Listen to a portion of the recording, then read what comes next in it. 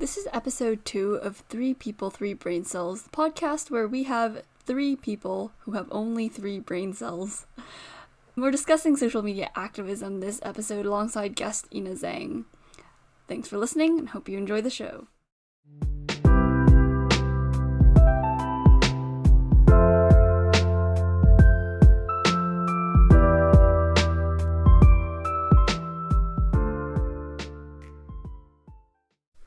Hello everyone, and welcome to episode 2 of 3 People, 3 Brain Cells. I am your co-host, Jonathan Ma. Today I'm joined by our other co-host, Catherine Ma, and we are also joined by a new guest today, Ina Zhang. So Ina, if you could say hi and give us a little introduction. Hi guys, my name's Ina. I do debate with John and Catherine, and I also help run the school's mock trial team, which is pretty cool.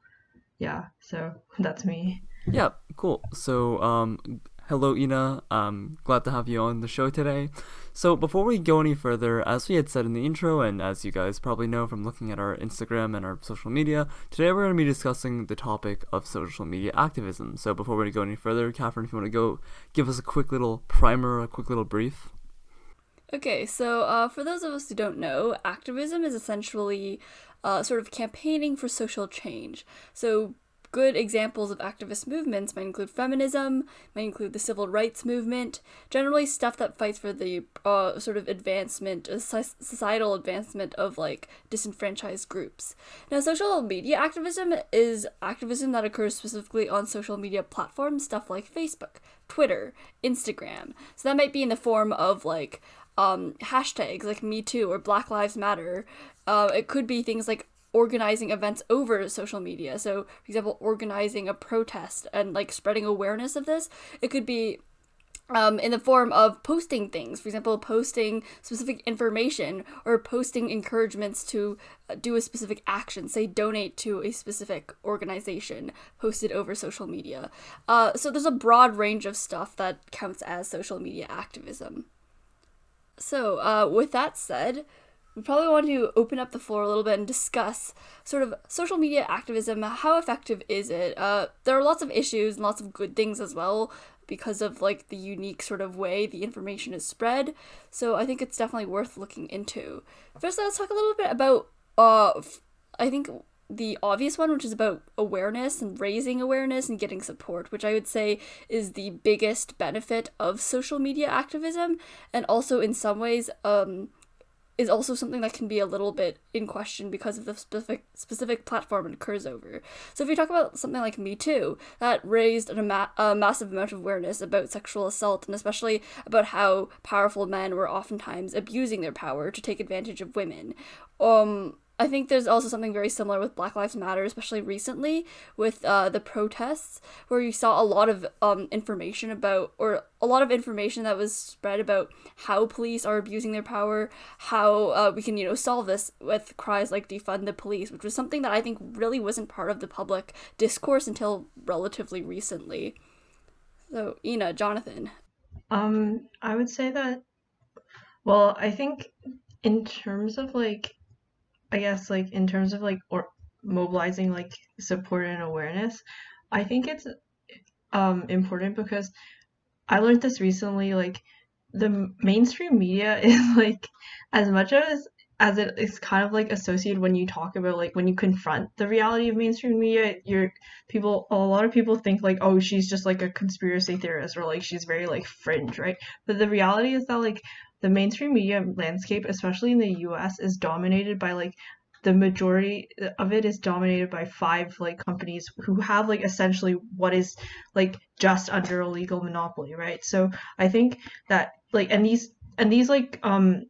these corporations, they control like a variety of news sources, right? Like Disney owns Vice, but then like also they might own like another like say conservative newspaper. I know that like one company, like National Amusements, owns both National Geographic and Fox News, right? So you can see that like these are 2 like different publications that appeal to like 2 very different bases, yet at the same time they're controlled by one corporation, right? So I think that like where mainstream media is at now like isn't beneficial or isn't like very won't really like aid people in getting involved in like activist movements, right? So then I think like that's where social media comes in because it is more grassroots, right? It's like free of that sort of like corporate interests, that corporate like I guess the corporate tendency to keep the status quo in check, right?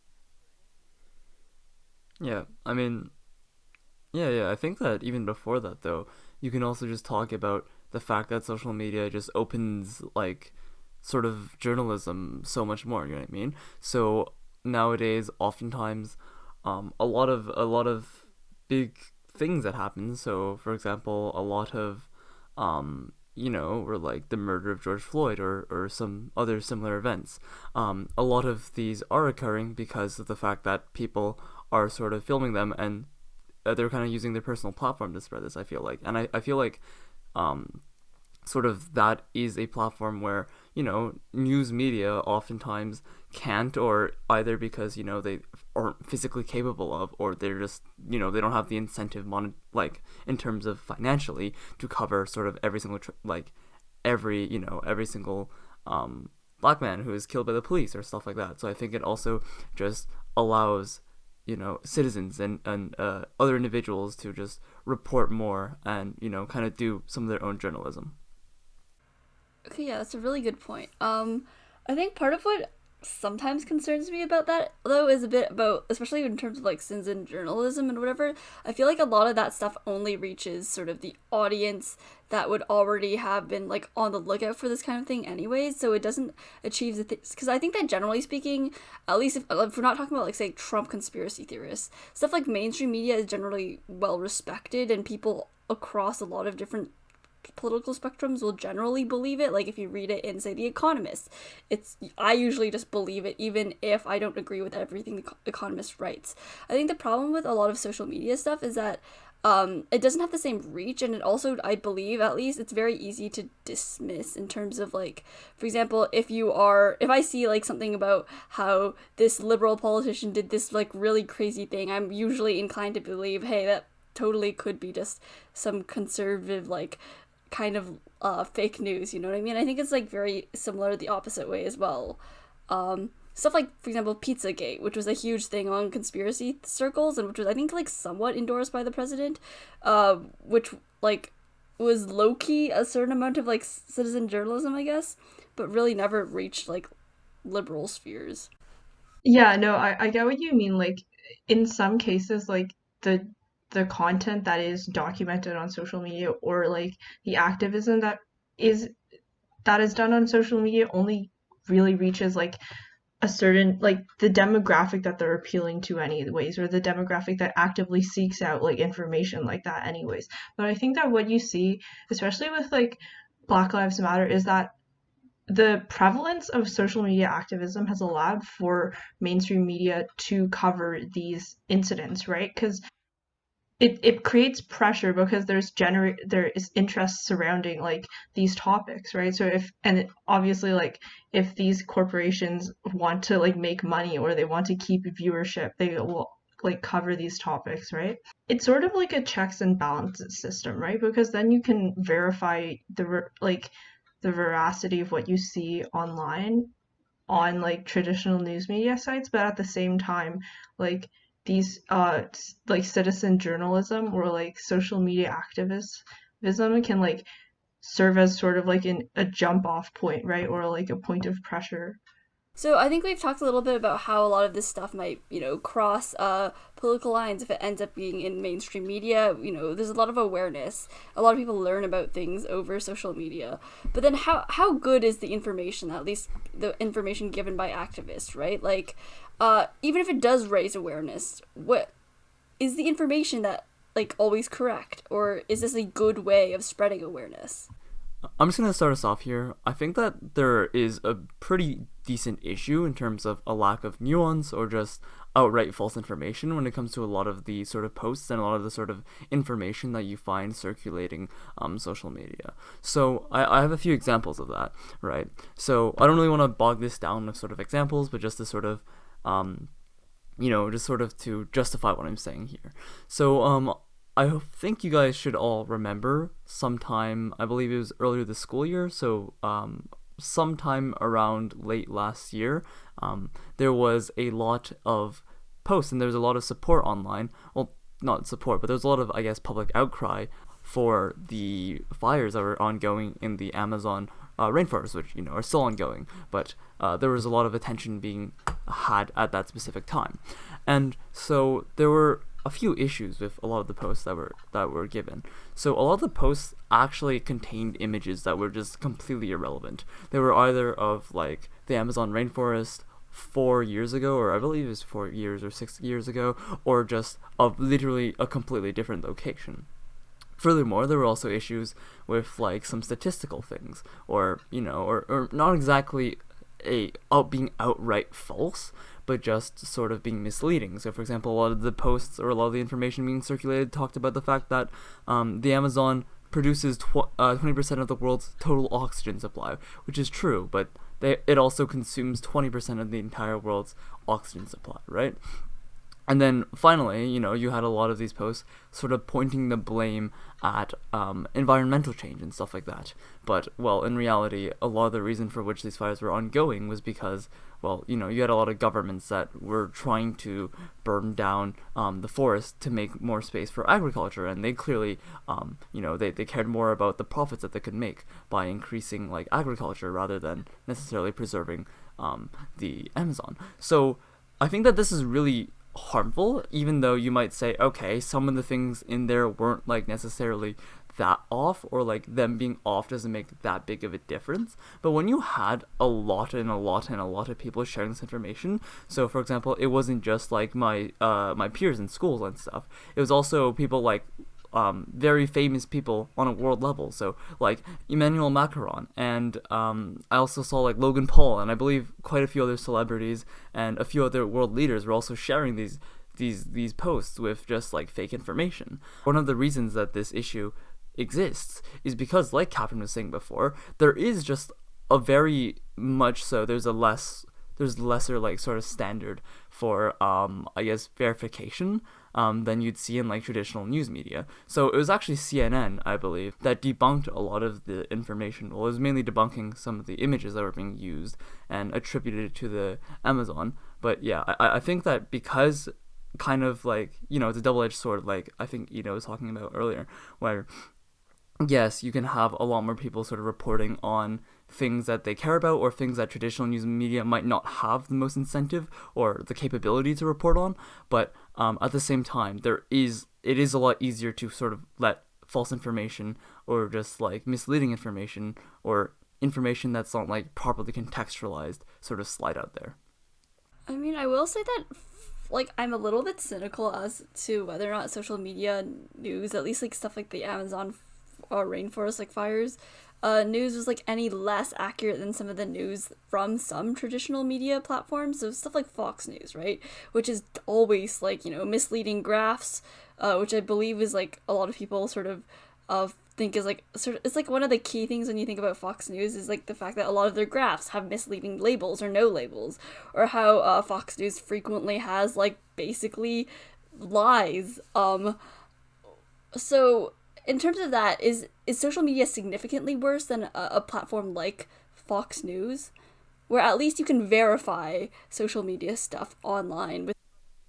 Well, I think that it is worse, and I think that the main reason for it is that I think that a lot less people are aware of sort of these issues, and a lot less people than you might think actually do go online to verify these things. Like I said before, like there were a lot of people who are posting this information, and I think that, like you were saying, when people think of CNN, when people think of like Vox, or when people think of Fox, they understand and they go in like, understanding that there's bias, and oftentimes information is kind of like, manipulated in a sort of way. I think there's also just a lot more public attention on the fact that there are these sorts of issues in traditional news media, but I don't know, you could disagree. I definitely think a lot of people go into traditional news thinking it's totally correct. Like, the average grandma watching Fox News isn't thinking, well, I really ought to be very skeptical about the news being presented here. But I do agree that definitely, I guess that social media does have less scrutiny, especially with how decentralized it is.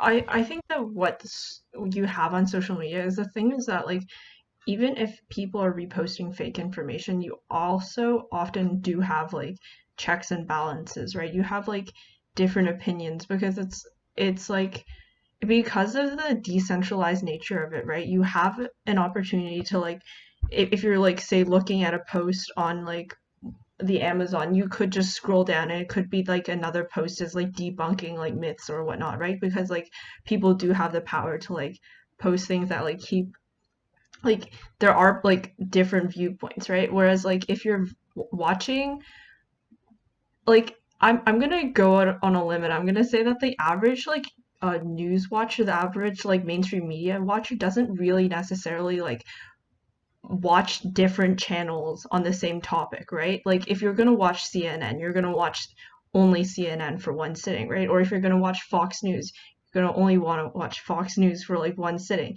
It's not like you have that chance to like verify your sources or to like find a different opinion on it. And most of the time, like the different panelists on like those on those news shows are like I feel like they're token at best and they don't really like it doesn't really uh make like like it doesn't they don't make it so that like different perspectives are given equal weighting or they don't make it so that like different perspectives are like respected anyways. It's like oh we're gonna have a liberal commentator on this one show just to like shit on him, you know what I mean? I don't want to like trudge too much on the same issue, but just kind of a response to that, just really quickly before we move on. I think that yeah, sure, like I can agree where it's like, hey, your average Fox News viewer isn't really going to be fact checking, and they're probably going to be buying into a lot of the narratives that like Fox News is giving, or on the other side of things, you know, like someone who consumes a lot of CNN probably is doing the same, but for the other side of things. But I don't think that that situation is necessarily any better on social media because, well, firstly, yes, I would agree that you know you could theoretically see a post about like debunking that right after, but I think that well, we already kind of talked about how echo chambers like naturally form and how a lot of the posts and information that are sort of made and shared don't really breach onto the other side or they don't end up really posing enough of like I don't know of an entity, I guess, or like an of an oomph, if that makes sense, to break echo chambers. So I don't really think you actually get some of the benefits that theoretically you could get if everyone is free to like post whatever's on their mind on social media. I think this is a good way to sort of talk a little bit more about sort of the lack of nuance of a lot of this activism stuff, because I think it is fair to say that maybe, especially given the platform, for example, if you're doing a Twitter post, right, you only have a limited amount of words, you don't really have the ability to convey a whole lot of nuance, a whole lot of detail, and no one's going to read like an editorial length think piece written on Twitter. So in terms of lack of nuance, I think it's good to talk about sort of how that might be maybe that might lead to things like stuff like canceling, right? Because I think that that's a pretty controversial part of a lot of social media activism, and I would like to hear both of your opinions on that. So, just quickly going over what canceling is, it's essentially when someone does something wrong, or at least someone does something that is believed to be wrong. Canceling often involves people, activists, doing stuff like trying to get someone deplatformed. It can also be, you know, withdrawing support, trying to aggressively spread the message about, hey, this person did something wrong. It can at times get pretty ugly. I have heard stories of like nonstop harassment and even of certain amounts of like death threats. So what do you guys think? Is canceling effective? Should it be used even if it is effective, considering the not insignificant mental toll it often causes the person being cancelled? Well, okay, I'm just gonna say that I think like cancel culture should die anyways. But like I think that like you can have the personal choice to not support anybody and you can tell your friends that, but I think that like the extent to which online cancel culture has spread is sort of worrying, right? Because at the same time I can understand that if someone has made like recent comments that are problematic, recent comments that are racist, people should have like the moral like fortitude to recognize like, hey, maybe I shouldn't support this person. And that, I think that's a moral choice that I think most people should make, unless you're like, say, racist, sexist, whatever, and unless you agree with their ideology, then maybe I'm just not going to talk to you. But I think that like a lot of the cases we've seen with cancel culture is that people who are like, people have done things in their youth, they've done things like 10, 12 years ago, they've like tweeted things on Twitter that are like um in the past for like, that's been like, it's been a decade ago, and they've like tweeted some things. And I think that like in and of itself, and like if they don't have any like recent like evidence to back it up, I don't think that like they should have like the consequences that they should have faced the consequences that they did. Like I'm thinking about, I think it was James Gunn, the director of Guardians of the Galaxy. He tweeted some things like 12 years ago, and he got taken off the project. I think that personally, like, I would give that person the benefit of the doubt, because one, it might just be a joke, and two, I don't think that there's been any evidence to back it up.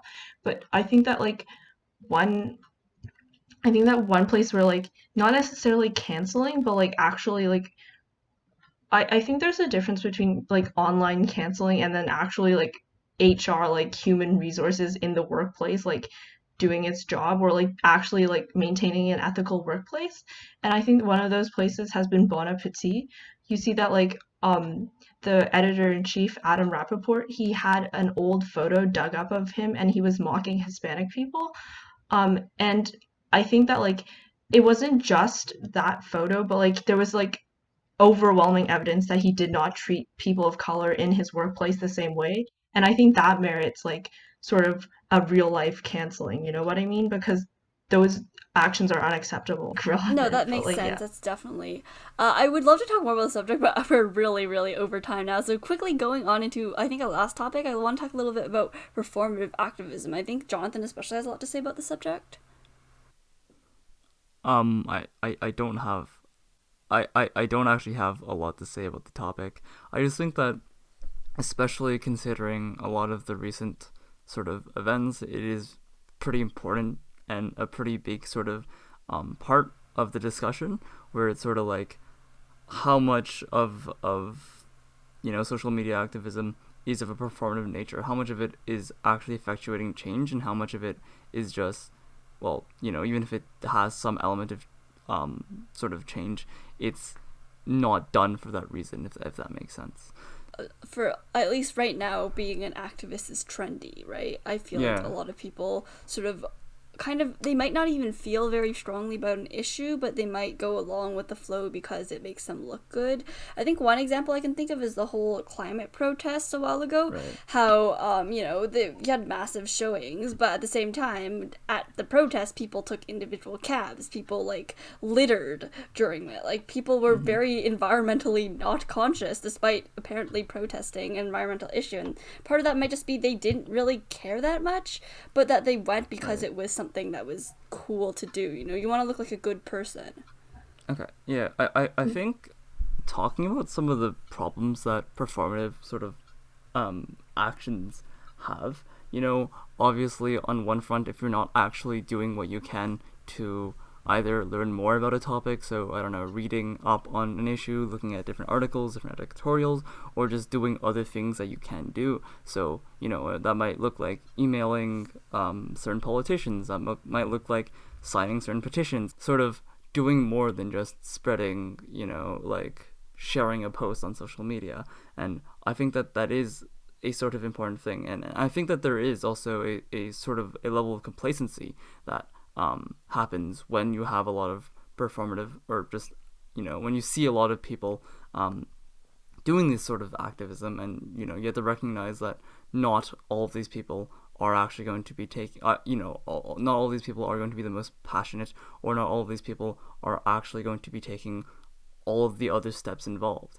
I think that on the other side of things, or not really on the other side of things, but as well, there is a very sort of big emphasis on actually posting. So I know myself, I have seen people spread sort of narratives or things like, hey, like, if you're not posting on social media about, these issues that are ongoing, then like you are siding with the oppressor or stuff like that. Well, like it wasn't necessarily that, but well, there were some things that I saw that were literally directly that. There were some things that were kind of implied to be of that nature, and I think that that's also pretty harmful. Sort of, almost an element of shaming other people who aren't necessarily doing things like this level of activism. I think it's especially harmful when oftentimes when people do activism, or maybe the bare minimum, or maybe not the bare minimum, maybe you're like actively sharing things on your story. I think that a harmful thing that happens then is, I feel like, and I was reading an article by Al Jazeera, and it was talking about, it was an editorial by this black man who was talking about some of the issues he sees with performative activism and how that impacted the Black Lives Matter movement and sort of black disenfranchisement or systemic racism and institutionalized racism it was specifically about America, but just in society in general. And he was talking about how oftentimes when you are someone who is doing these sorts of things, activism, and sort of calling out other people for not partaking in the same amount of activism, you are basically saying that, hey, I have a moral high ground, and that kind of is removing yourself from the picture. And when you should really be thinking, hey, this is a very widespread issue. How have I myself been sort of contributing to this issue? Especially when we consider that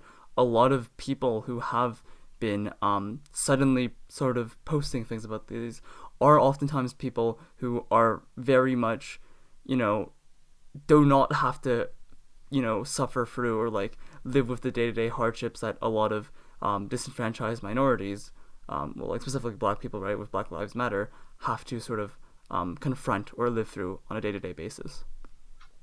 Right, and I think the same goes with like an extension of that would be like posting trauma porn, right? Like Right. I think it's been kind of like widely disseminated that like posting like graphic depictions of black men or black people getting shot at by the police or attacked is not like remotely helpful whatsoever. It just serves to like benefit the unoppressed, right?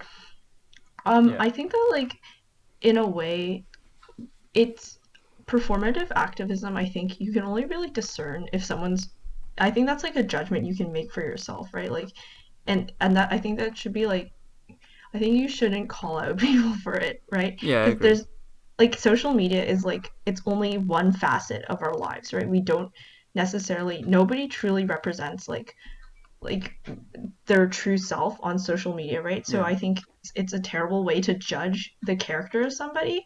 I think in terms of celebrities, you can definitely take that leap and say, okay, I don't think that And you're like taking yeah, these steps because you actually care. But I think on a personal level, if you think someone's being a performative activist, you can either like one make the decision and try to help them and like actually have a conversation with them, or like try to get them more involved if they're close to you, or two, if they're doing it just for the clout, then maybe that's someone you just shouldn't talk to, right? just to sort of add some closing thoughts, because I know we are quite over time, I think that it's also important to say the opposite, right? Just because someone isn't necessarily posting on social media, like, you guys should know that I don't really post a lot of these posts onto social media, doesn't mean that they don't care, and it doesn't mean that they're not educating themselves, and it doesn't mean that they're not, like, taking actions, other actions, like, outside of social media to try to, get systemic reform and whatever. Wrapping up that section up, we're going to quickly answer a few questions. So, first question, should social media activism ever be censored, and if so, then based on what criteria? I mean, Um, I think that like censorship in and of itself is like you can like personally censor it if you have like critical thinking skills, but based on the democratic nature of social media, I don't think that's ever possible. yeah, I And think, sorry, go ahead. yeah, just make, if you think a post is not like right, just don't read it or don't believe it. Yeah, I don't know. Yeah, I think there is a decent amount of discussion to be had in terms of like what should the state's involvement be in sort of information and stuff. So like obviously not really applying to some of the things that we see now, but if there are like far right elements who are, talking about, I don't know, something that's not very good, like I don't know, something maybe just racist on social media, do we think that that should be censored. So my personal opinion is that, like, I think that a lot of social media sites already have sort of their guidelines or their sort of rules of use or whatever, that oftentimes are like, hey, don't do anything bigoted, don't do anything like, that's like just distinctly and obviously harmful. And I think that also holds true. I think that posts of that nature should be removed. But in general, my overall stance is I think it's much better to sort of bring sort of opinions to, like, if opinions can be harmful or they can be problematic, I guess, I think it's a lot better to have them in, like, the court of, like, public discussion. And I think that's a lot more effective of a way to sort of deal with them, especially considering that, well, firstly, you don't know if, like, well, not necessarily the state, but, like, Instagram as a company or the companies, it's very scary when you allow them to sort of censor certain things and sort of infringe upon right to free speech to some extent. Right. Okay, Yeah, I think, sorry, if it's kind of just like the law in and of itself, right? If it doesn't like border on hate speech, or it doesn't Yeah, border yeah. on like attacking someone personally, I think it should be fine, right? Okay, Catherine, do you have any closing thoughts on that? I'm just gonna move on because I want to save some time. So, second one, if you guys agree with one post but find the account problematic or disagreeable, do you share that post? I'm gonna sit this one out because I don't share anything ever. Yeah, I think this is mainly going to be Ina, because neither Okay. Catherine or I really Well, do much sharing. I think that one, like, if I find one post agreeable, I might like try to verify it like with outside sources, because like but because if the account is problematic and disagreeable, I would hesitate to think that just one post is like just stellar work out of nowhere, right? And I think it poses, because if you think that it's like problematic or disagreeable and like people click on from away from that one post and they look at the rest of the account, one, it might be like, they might get the, like, they might start absorbing like the wrong information, or like information that you don't want them to absorb, or like two, like they might think, like, say if it was like one post on like child trafficking but it came from like a conservative news site, right? Like, I don't want to be perceived as narcissistic as that is. I don't want to be perceived as like some sort of um like conservative, that like, or like some InfoWars believing like right-wing person.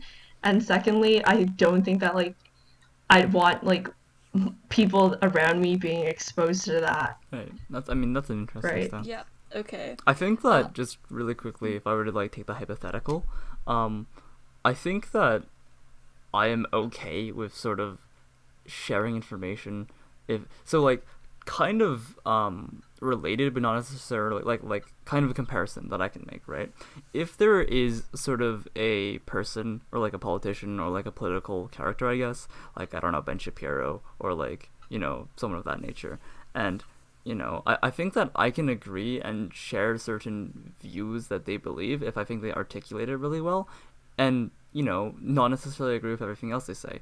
And I think that, yeah, there is definitely a thing of, hey, like, do I want to maybe associate myself, or do I want to sort of share this information that I don't think is good with other people? But I also think that, like, on one hand, people can think critically, and I people can think for themselves, and well, obviously, if you're talking about, like, literally posts that are like racist or whatever, then that's like a big no-no. But I think oftentimes when we talk about political opinions and political views and stuff like that, I think it's not that black and white, and I think that people do have the ability to sort of make decisions for themselves. And, well, I mean, you could even just like preface it with like, hey, I don't really agree with most of what this guy says, but this is something that I see that I definitely agree with.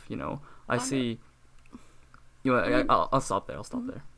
Yeah, I think you should like maybe give it your own take, or give it more clarification, because like, especially like controversial figures, it's very like easy for people to be like, oh, I don't want to associate with her anymore because she believes like the rest of this crackpot shit, I mean, right? part of it is I think that there's like a sliding scale in terms of how problematic. Like, honestly, if I say Ben Shapiro says something and I agree with it, I would not share it.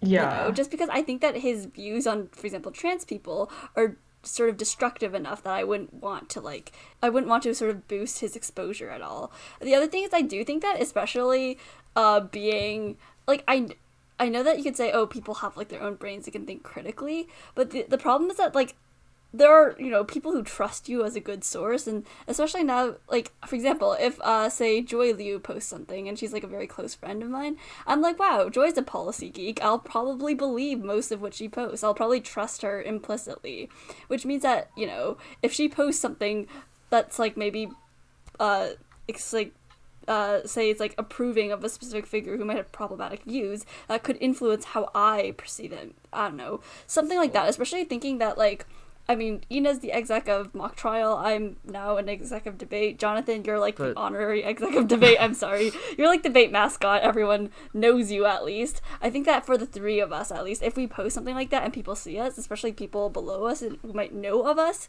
it could be seen as like reliable information, which terrifies me. Yeah, like everybody like not this isn't a brag or anything, but people always say that I sound articulate when I speak, and they like well and they translate articulateness into like intelligence, right? And I think that's so like terrible because I could say something like completely stupid and I could say it in such an elegant way, and half of the time what I say isn't even that complex, right? I just say it in a way that like makes your brain like kind of go loopy, right? And people like take that as intelligence and they believe me, and that's scary, right? Because they perceive you as like an authority figure, which is terrifying. Basically, Debate in a nutshell. Anyway, sorry. Exactly. Another question we got was, what are your thoughts on the fact that many IB students posted on their stories urging others to sign a petition to stop octomessers, but did not take such action promoting petitions for social injustices? So just for a bit of context for those of you unaware, recently with the whole back to school things that we kind of covered in our previous episode, there have been quite a few students, myself included, who have kind of talked about petitions or just talking about why like there are problems with this model on social media and stuff. And oftentimes some of those people also didn't really do stuff like use their platform to promote other things on, you know, using their social media. So, Catherine, do you want to go first? Okay, I will actually admit that I'm guilty of this, but for me, it's mainly that I think that when it impacts you, firstly, there's more urgency, this idea that your voice counts more, whereas if I were, for example, speaking out about, like, Black Lives Matter and, like, trying to promote that, I guess that, to some extent, I feel like what I say matters less. The other thing, mainly, is I think that, especially in, something, like, that affects you personally and of people around you very much personally, I guess there's more of a pressure. Like, I remember my mom was literally just, like, telling me to sign things, so I've never experienced that with social issues, so I basically do nothing ever with my social media account. So I guess this is... Yeah. I don't know. I agree. I think that on one hand, there is... it's a lot easier to turn sort of a blind eye towards certain things that don't like Catherine said, necessarily affect you very personally or like in your personal life. But I think that there are also like other reasons that could justify why you're not posting about certain things, right? Firstly, I think, like we've kind of talked about throughout this episode, there are some posts that are like, hey, you know, the content being or the information or the content being shared here is, you know, it has some issues, whether it be like a lack of context, a lack of nuance, stuff like that. And on the other hand, you could also talk about, like, well, I have a friend who, you know, he's a cadet, and he has a lot of sort of people who have positions of power in his life. So, for example, like, there's this guy he knows who's very conservative, and his father's very conservative, and if like he offends them, they can basically yeet him out of like the cadets. And I believe he also has like, so that's an important position for him. So there it's also kind of like you have to understand that there might be other factors in these people's lives that might, you know, make it a sort of a controversial topic or a topic that might harm them if they were to talk about. One final note is just sort of like, I know that the person who asked this question probably didn't imply this, but just like we said before, like with like the previous questions, just because someone's not sort of very active on social media and actively sort of promoting posts and stuff doesn't mean that they aren't doing other things to sort of either educate themselves or try to, you know, help actually create change. Yeah. So yeah, that's what I would say. Okay, and so our last question, I think it's for you specifically, Ina, and I think it's in relation to what you shared with us in terms of your fun fact, which is what explain how lactose intolerance is a choice. Okay, like this is pretty simple, right? Like your stomach can hurt, but you can choose whether or not, like, I am mildly lactose intolerant, yet I still choose to eat ice cream because I'm willing to forego the pain. I'm strong enough to resist the pain that comes after because I love ice cream that much. And that's how lactose intolerance is a choice. Well said. Well spoken. Sorry if to everyone whose questions we didn't answer. I think some of them were redundant with some of the content we covered during our discussion. But if, we didn't manage to have the time to touch upon your questions, so sorry for that. Please send in more questions and we'll try our best to answer as many as we can during the time limit that we have. So we're running out of time, so I think we'll just settle for one media recommendation. Ina, do you have any? So one YouTube channel that I find really interesting is called Second Thought. They're sort of like leftist, but like I think they provide like a lot of thought-provoking content. And in terms of a band I've been listening to Phoenix a lot lately, so that's cool. Okay, so that should be all from us this week. Thank you so much, Ina, for sort of lending your expertise, because John and I know nothing about social media activism. We pretend Right, to. like I know everything. Okay. Yes. We'd love to hear your comments. So please give us, your criticisms, what you guys liked, what you guys didn't. You guys can just spam emojis if you guys want to. If you guys have any questions for next week, absolutely send them our way. Same thing if you want to be a guest or if you have a specific topic in mind. Please DM us at 3p3bc.podcast. If you're not following us already, please do so. We're going to be posting consistent updates throughout the week, and we promise to make our posts aesthetically pleasing. Thank you guys for tuning in, and we'll see you next time.